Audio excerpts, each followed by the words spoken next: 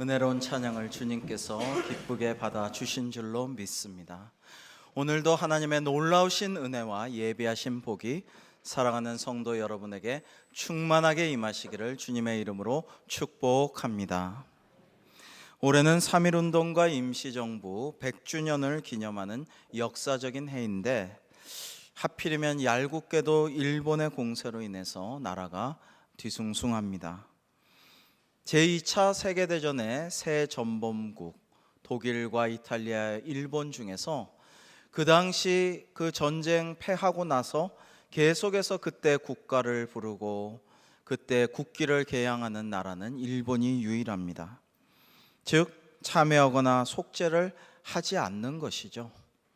그렇게 반성도 없이 사과도 없이 오히려 우리에게 보복을 하겠다고 하니 참으로 기가 막힙니다.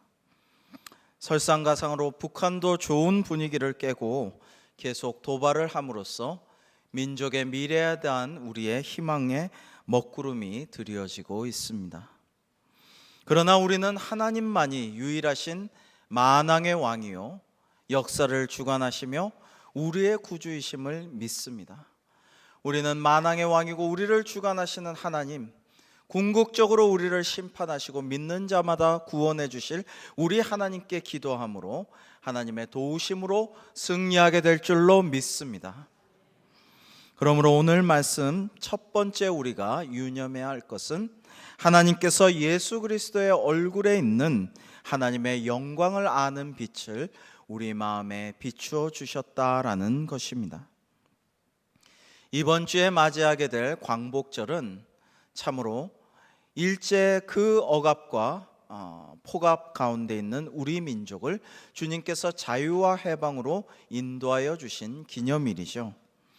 그런데 미국의 독립기념일을 인디펜던스 데이라고 글자 그대로 이야기하지만 우리 8.15는 광복절이라고 부르고 있습니다. 흑암 가운데 놓인 백성에게 하나님께서 다시 빛을 비춰주셔서 자유와 생명과 구원을 허락하셨다라는 신앙적이고 역사적인 깊은 의미가 내포된 말이라 하겠습니다. 그래서 이 광복절이라는 것이 참 의미 있는데요, 광복이라는 것이 오늘 주신 말씀에서 더욱더 우리에게 그 의미를 드러내지 않나 생각합니다. 오늘 6절과 7절의 본문 말씀을 우리 함께 합독할까요? 시작. 어두운데 빛이 비치라 말씀하셨던 그 하나님께서 예수 그리스도의 얼굴에 있는 하나님의 영광을 아는 빛을 우리 마음에 비추셨느니라. 우리가 이 보배를 질그릇에 가졌으니 이는 심히 큰 능력은 하나님께 있고 우리에게 있지 아니함을 알게 하려 함이라. 아멘.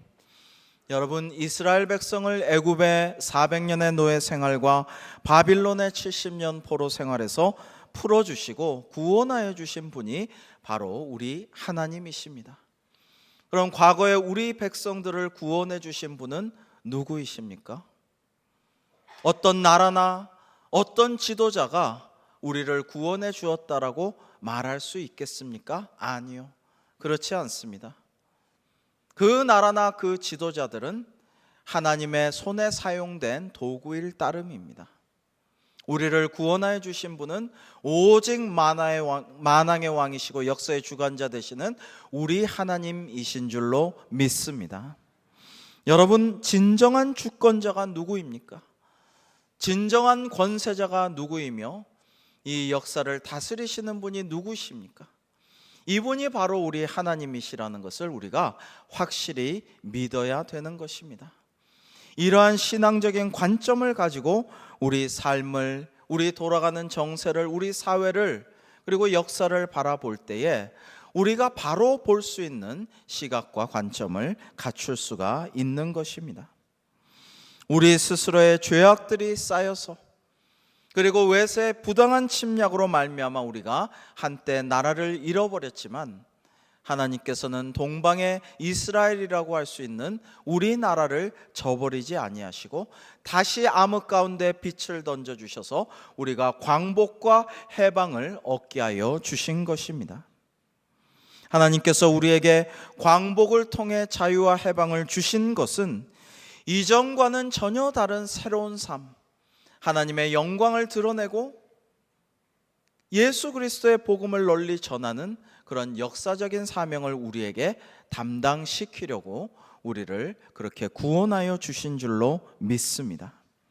캄캄한 암흑 같던 어두운 우리의 현실을 뚫고 하나님께서 예수 그리스도의 얼굴에 있는 하나님을 아는 영광의 빛을 우리 마음에 오롯이 비추어 주셨습니다.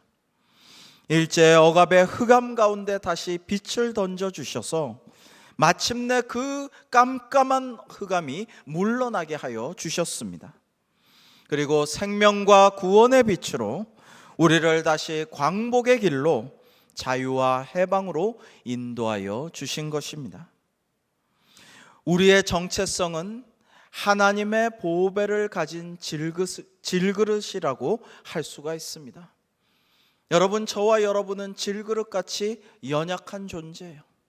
부서지기 쉬운 존재이며 그렇게 값이 많이 나가는 것도 아니고 그렇게 단단하여서 깨지지 않는 존재도 아닌 것입니다. 그러나 이 질그릇을 우리가 잘 닦고 소중하게 이것을 잘 깨끗하게 하여서 어떻게 할 수 있느냐? 하나님께서 하늘로부터 내려오는 보화를 담을 수 있게 하여 주신다라는 것입니다. 참으로 은혜로운 말씀이 아닐 수가 없습니다. 하나님께서는 생명의 빛을 우리를 향하여 비추어 주셨고 연약하고 보잘것없는 질그릇 같은 존재이지만 하나님의 보배를 우리가 담을 수 있게 해 주셨습니다. 그러므로 우리는 겸손히 주님을 찬양하며 비록 나는 할 수 없지만 내게 능력 주시는 자 안에서 내가 모든 것을 할 수 있습니다라는 사도 바울의 신앙 고백을 그대로 본받아서 우리 주변에 있는 어려운 여건들을 딛고 마침내 승리하여 하나님께 영광을 돌려야 할 줄로 믿습니다. 두 번째로 오늘 주신 말씀에서 우리는 하나님께서 우리 마음에 비추어 주신 그 영광의 빛, 하나님의 빛으로 말미암아 우리는 고난도 견디고 승리할 수 있다라는 것입니다. 오늘 본문의 말씀 8절과 9절을 우리 합독해 볼까요? 8절과 9절의 말씀입니다. 시작.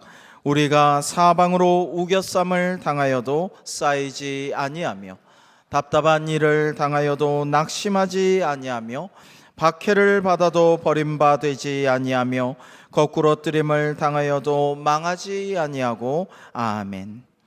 여러분, 오늘 주신 말씀은 사도 바울께서 복음을 전하면서 그 동역자들과 여러 가지로 하나님의 영광을 아는 빛을, 그 빛을 우리 마음에 비추어 주셔서 복음을 전하다가 이런 박해도 당하고 고난도 당하고 그러나 우리가 거꾸러뜨림을 당하여도 망하지 아니하였다라고 고백하는 본문입니다.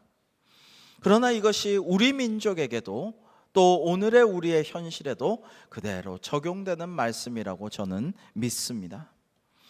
100년 전인 1919년 3월 1일에 나라를 잃은 고통 가운데 있던 우리 백성은 독립의 갈망을 담아서 만세운동으로 부르짖었습니다.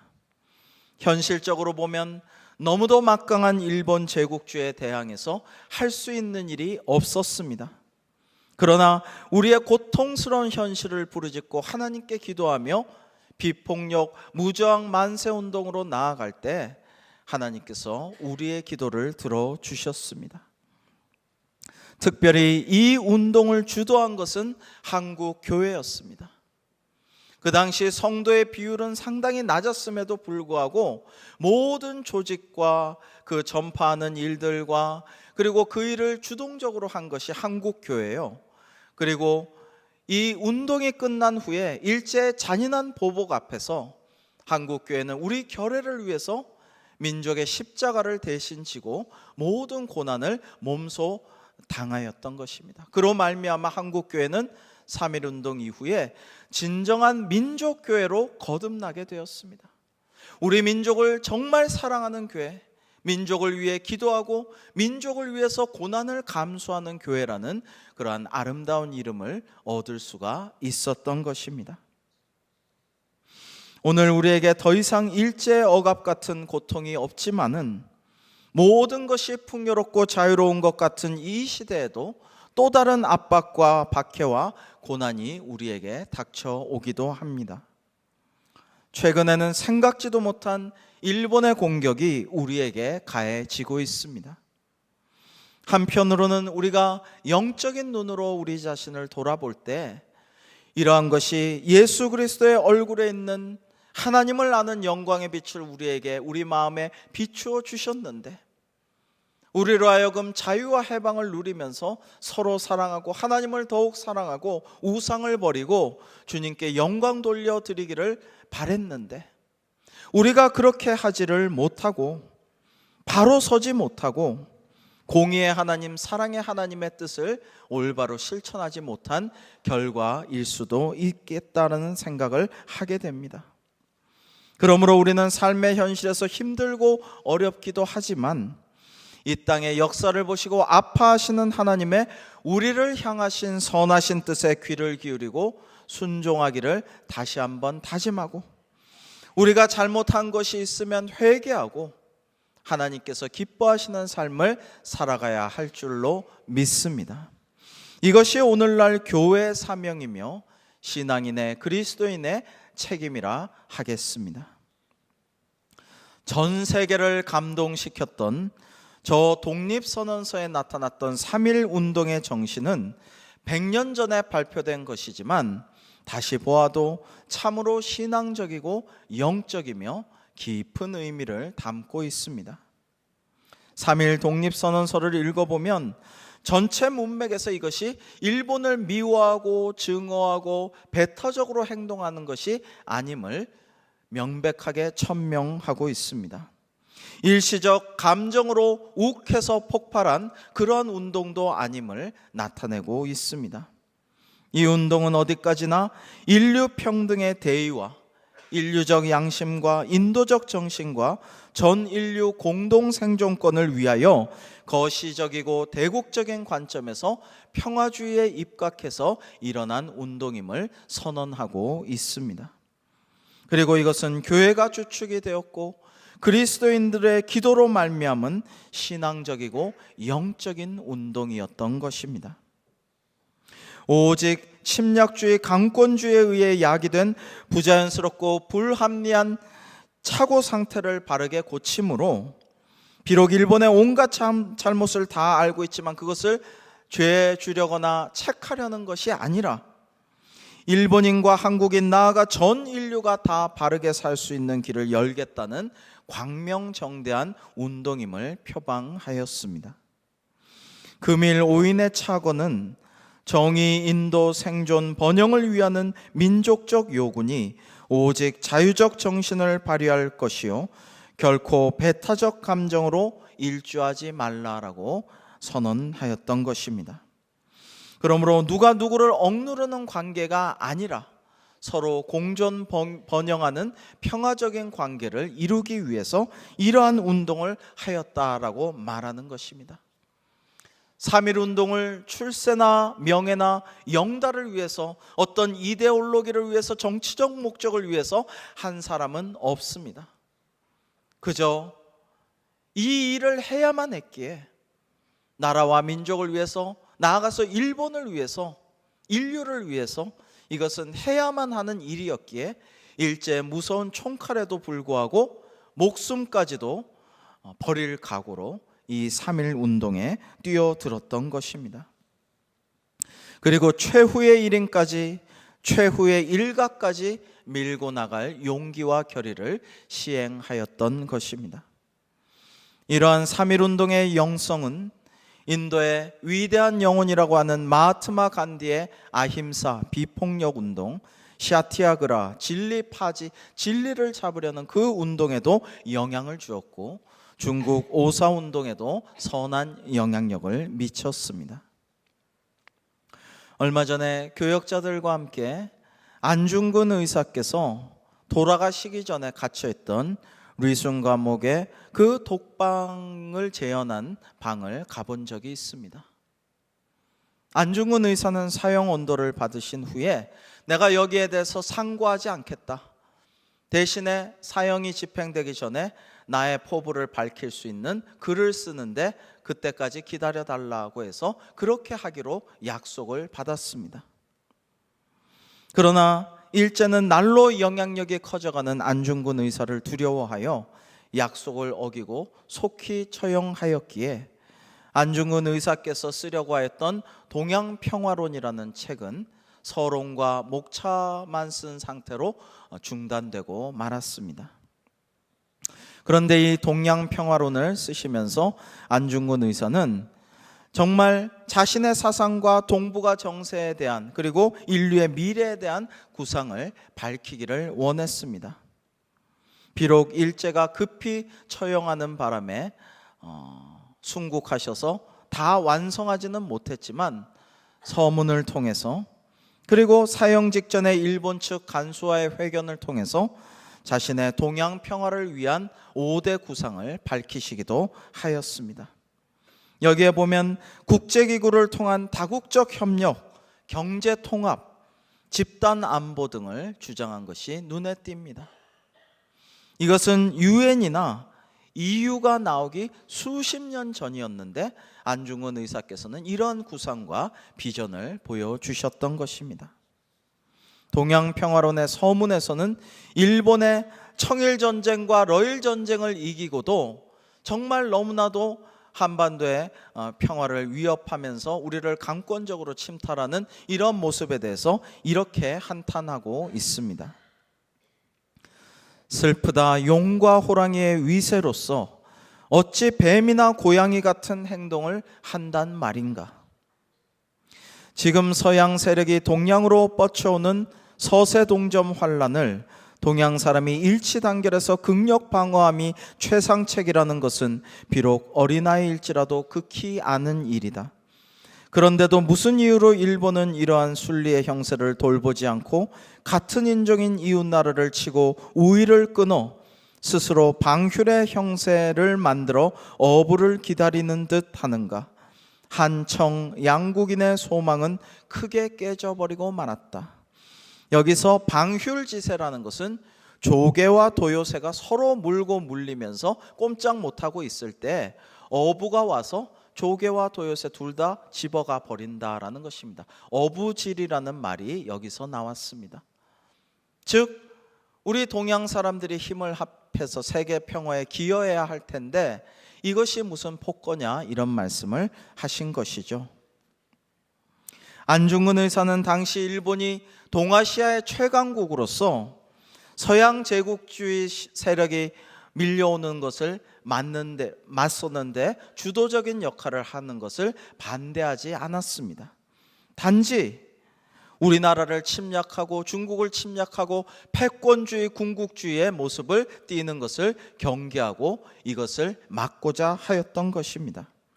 한중일 삼국이 주권을 존중하고 서로 협력하는 그런 평화로운 동양의 세계를 꿈꾸었던 것이지 일본이 그렇게 하는 것을 무조건 막은 것은 아닙니다. 이토 히로부미를 사살한 것도 일본 전체에 대한 증오 때문이 아니라 이토로 대변되는 일본 내 제국주의 군국주의 세력을 막고자 한 것이었다고 합니다. 그러므로 안중근 의사는 단순한 반일 극단적인 민족주의 인사가 아니라 진정한 의미의 범아시아적 평화를 위한 평화주의의 사도였던 것입니다. 오늘도 우리는 무조건 노 재팬이라고 말해서는 안 될 것입니다. 일본 국민들과 사이좋게 지내고 서로 협력하는 미래를 우리는 꿈꾸어야 할 것입니다. 무조건 노 재팬이라고 할 게 아니라 우리는 노 아베입니다. 아베가 꿈꾸는 군국주의, 새롭게 무장하여서 우리나라를 비롯해서 동아시아를 맹주가 되어서 침탈하려는 그 극우적이고 군국주의적인 그러한 생각을 반대하는 모습을 우리가 가져야 하는 것이죠. 이처럼 민족 독립을 위해 쓴 선조들이 추구하셨던 것은 무작정 일본을 미워하며 배척한 배일이 아니었습니다. 일본의 부당한 폭압에 저항한 항일이었습니다.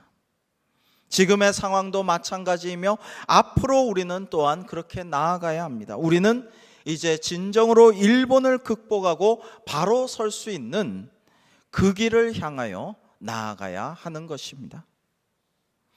우리 민족은 그간 수많은 외침과 국난, 근래에는 IMF 외환위기든 아픔과 시련이 많았습니다. 사실 IMF 환란의 직접적인 방아쇠를 당긴 것도 일본이었죠. 그러나 결국에는 하나님의 은혜로 이것들을 잘 이겨내고 오늘날까지 걸어왔습니다. 일본과 북한의 공세, 중국과 러시아의 가중되는 위협, 또 방위비를 대폭 인상하라고 이런저런 압박을 하고 있는 미국까지 우리는 지금도 사방으로 우겨쌈을 당하고 있는 형국입니다. 그러나 하나님께서 우리를 도와주시고 우리가 울부짖고 기도하고 오직 만왕의 왕이신 하나님께서 도와주시면 이길 것이라는 믿음의 확신 가운데 거한다면 우리는 앞으로도 이겨낼 수 있을 줄로 믿습니다. 환난과 고통은 닥치겠지만 쓰러지고 넘어져도 망하거나 죽지는 않을 것이요, 마침내 우리가 다시 일어섰을 때에는 더 튼튼하고 단단하고 강해져 있을 것입니다. 마지막 세 번째로 우리는 예수님을 본받아 각자의 십자가를 지고 이웃을 생명의 길로 인도해야 하겠습니다. 우리 10절 말씀을 함께 읽어볼까요? 10절 말씀입니다. 시작. 우리가 항상 예수의 죽음을 몸에 짊어짐은 예수의 생명이 또한 우리 몸에 나타나게 하려 함이라. 아멘. 우리가 항상 예수의 죽음을 몸에 짊어짐은, 이것은 사도 바울 선생님께서 독특하게 사용하시는 역설적인 표현으로서 우리 그리스도인의 존재 양식은 십자가와 부활에 의해서 규정이 된다라는 의미입니다. 즉, 우리는 고난을 통한 영광, 죽음을 통한 부활을 체험하는 존재라는 뜻입니다. 바울은 죽음이라는 단어를 쓸 때 보통 타나토스라는 말을 사용해 왔습니다. 이 헬라어 타나토스란 말이 죽음을 의미하는 일반적인 용어입니다. 근데 오늘 본문에서의 죽음은 네크로신이라는 말을 사용함으로써 단순한 죽음 외에도 죽는 과정을 함축한 말을 사용하였습니다. 이것은 어떠한 의미인가? 성도로서 우리가 신앙적 삶을 살아갈 때에 예수의 죽음과 같은 고난의 과정이 계속해서 반복된다라는 의미를 내포하고 있습니다. 바울은 이것을 자신의 육체로 경험하여 자신의 몸에 예수의 흔적이 있었습니다. 성흔이 스티그마라는 것이 남아 있었습니다. 우리도 예수님의 죽음이 우리 몸에 짊어져 있고 각자의 십자가를 우리가 지고 주신 사명을 감당하며 나아갈 때 주님의 참 제자라고 할 수가 있겠습니다. 또 예수의 생명도 우리 몸에 나타나게 하려 함이라고 말씀하십니다. 이것은 십자가의 고난을 기꺼이 감내하는 성도들에게 부활을 통한 궁극적인 구원이 주어질 것이라는 의미인 것입니다. 성도들은 주의 그 영광을 맛보기 전에 먼저 예수의 죽음을 우리 몸에 짊어지고 하나님께서 우리에게 맡겨주신 고난의 길을, 십자가를 지고 걸어감으로 말미암아 예수 그리스도와 연합하게 되고 일체가 되게 되고 종말론적으로는 그리스도의 재림 때 다 함께 부활함으로써 영원한 승리를 누리게 되는 것입니다. 이런 의미에서 우리 그리스도인의 고난은 패배의 표징이 아니라 그리스도의 생명을 우리가 소유하게 되는 승리의 성흔이라고 할 수 있겠습니다. 연세대학교 철학과의 김형석 명예교수님, 100세가 넘으셨죠. 100년을 살아보니라는 저서를 내셨는데 거기 이런 이야기가 있습니다. 미국 LA 부근에 리버사이드 카운티라는 조그마한 소도시가 있는데 그 도시 시청 앞 기다란 공원에 세 분의 위인의 동상이 서 있다고 합니다. 맨 먼저는 미국 사람들이 그토록 존경하는 흑인 민권운동의 상징인 마틴 루터 킹 목사님이 계시고, 그 옆에 자랑스럽게도 우리 도산 안창호 선생님의 동상이 서 있습니다. 그리고 마지막으로는 위대한 영혼으로 불리는 마하트마 간디의 동상이 서 있습니다. 도산 안창호 선생께서는 우리나라의 신학문을 전파를 하시고 많은 사람들을 더 잘 가르치려는 목적으로 미국에 가서 샌프란시스코의 오렌지 농장에서 일을 하시는 한편 공부를 하셨던 적이 있죠. 근데 그때 일을 하시면서 공부를 하시면서 또 교민들을 돌보고 기도해주고 설교도 하시고 정말 많은 사람들을 사랑으로 도와주셨다고 합니다. 그때 그 샌프란시스코 오렌지 농장의 농장주가 도산의 인품과 신앙에 큰 감명을 받았다고 합니다. 그래서 나중에 교민들과 함께 노력하여서 그 동상, 도산의 동상을 리버 사이드 카운티 공원에 세우셨다고 합니다. 여러분, 이 세 명의 동상을 우리가 가만히 생각해 보면 공통점이 있습니다. 즉, 이 세 분 모두 고난과 역경을 마다하지 않고 비폭력적인 사랑의 행동으로 많은 사람들이 더 인간답게 살 수 있는 데 도움을 주려고 애쓰다가 죽음을 맞이한 분들이라는 것입니다. 연세대 역사학과 교회사 명예교수이신 한태동 박사님의 선친은 옛날 중국의 상하이에서 유명한 실업가였습니다. 많은 돈을 버셨는데 그것을 많은 부분 상하이 임시정부의 독립자금을 위해서 많이 기부해 오셨다고 합니다. 임시정부 요인들과 숱하게 교유하시면서 상해 임시정부의 사정을 누구보다도 잘 아셨다고 합니다. 그런데 이 한태동 교수님의 선친께서는 샹하이의 임시정부를 한마디로 도산 중심의 정부다라고 늘 말씀하셨다고 합니다. 도산 안창호 선생님이 중심이 된 정부라는 말씀입니다. 우리가 알듯이 상해 임시정부의 주석은 이승만 박사나 김구 선생이었죠. 안창호 선생께서 대표자가 되신 적은 한 번도 없습니다. 그런데 바로 상해 정부의 정신적 영적 지주는 도산 안창호 선생이었다라는 것입니다. 왜냐하면 서로 싸울 때마다 서로 내가 대표자가 돼야 된다고 하고 내가 높은 데로 올라가야 된다고 할 때마다 좌우가 이념 대립을 할 때마다 늘 도산 안창호 선생께서 만나서 화해시키고 우리가 독립을 쟁취할 때까지 이래서는 안 된다 하면서 기도하고 울고 이렇게 하면서 화해시켜서 임시정부를 이끌어 왔기 때문에 도산 중심의 정부라고 항상 말씀하셨다라는 것입니다. 도산 일기를 읽어보아도 오늘은 누구를 찾아가 화해하기를 설득했다든지 누구누구의 싸움을 사전에 막으려고 동분서주 돌아다녔다는 이야기가 많이 나옵니다. 여러분, 한태동 교수님의 선친께서는 다른 사람들은 그토록 정치 권력과 대표 자리를 위해서 싸울 때에도 도산 안창호 선생께서는 처음부터 끝까지 애국심으로 일관하셨으며 그토록 신앙과 인격의 수준이 높은 분을 뵌 적이 없노라고 말씀하셨습니다. 고난을 마다않고 대의를 위하여서 화해와 협력을 이끌어내는 이러한 자세는 도산 안창호 선생께서 주님의 생명의 빛을 담기 위해서 예수님의 죽음조차 짊어진 참 신앙인이셨기 때문에 가능하였다고 저는 믿습니다. 참으로 오늘날 우리가 본받기를 원하는 모습일 것입니다.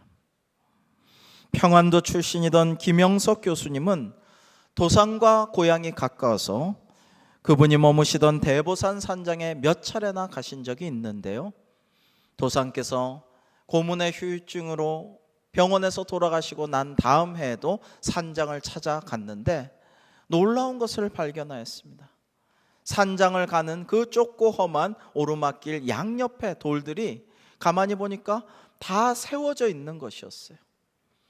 돌들이 누워 있는 것이 아니라 다 서 있는 것입니다. 그리고 산장 앞에 큰 바위도 누워 있지 않고 세워져 있었습니다. 우리 민족이 바로 독립하는 그날을 염원하면서 돌 하나하나를, 큰 돌까지도 다 세워 놓으시면서 간절하고도 애틋한 염원을 담아 기도하셨다고 합니다.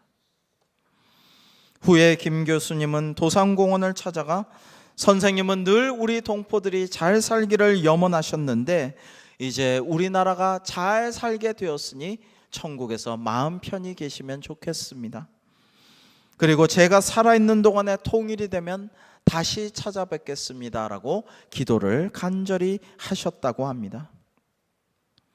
사랑하는 성도 여러분, 100년 전에 3.1운동을 하셨다가 옥고를 치르고 잔인한 고문 끝에 돌아가시고 마셨던 유관순 열사를 비롯한 우리의 신앙의 선배님들, 또 임시정부의 정신적 영적 지주셨던 도산 안창호 선생님 등은 신앙인으로서 나라와 민족을 사랑하시고, 또 우리 안중근 의사 역시 다른 그 무엇이 아니라 평화를 이루려다가 순교까지도 하셨던 것입니다.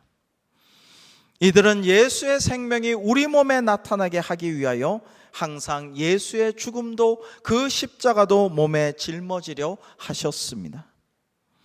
예수님을 본받아 살려 하셨기에 이분들은 신앙인의 아름다운 삶의 모범과 우리 민족을 향한 신앙적인 소망과 비전을 보여주셨고, 고난 속에 순교하셨어도 영원히 빛나는 별과 같이 오늘도 우리 속에 빛나고 계십니다. 하나님께서 우리 마음에 비추신 빛을 잘 간직하여 진정한 광복과 죄로부터의 해방, 영적 자유를 누리시는 여러분 다 되시기를 주의 이름으로 축복합니다. 우리가 항상 각자의 십자가를 짊어지고 주님을 따라 삶으로써 예수 그리스도의 생명이 우리 몸에 나타나 많은 사람들을 구원의 길로 인도하는 오늘 우리에게 주신 시대적 사명을 감당하기를 주님의 이름으로 축원합니다. 기도하겠습니다. 어두운 데에 빛이 비치라 말씀하셨던 그 하나님께서 예수 그리스도의 얼굴에 있는 하나님의 영광을 아는 빛을 우리 마음에 비추어 주심을 감사를 드립니다.